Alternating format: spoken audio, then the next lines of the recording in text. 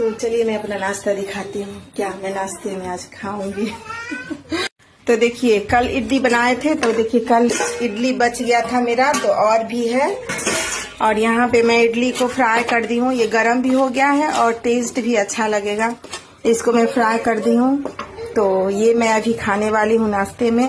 वैसे तो मेरा आटा गूंथ के रखा हुआ है और इधर मेरा भुजिया भी बन गया है, देख सकते हैं भुजिया बन गया है बीन्स और आलू का। तो आज एकादशी है तो मैं नहीं चावल बनाऊंगी, एकादशी है तो चावल आज मैं नहीं बनाऊंगी, इसलिए रोटी और भुजिया बनेगा। तो मैं जा रही हूँ नाश्ता करने के लिए। बच्चे लोग ब्रेड और जैम खाए हैं अभी, और मैं रोटी बना के उन दोनों को खिलाऊंगी और फिर आप लोगों से मिलती हूँ।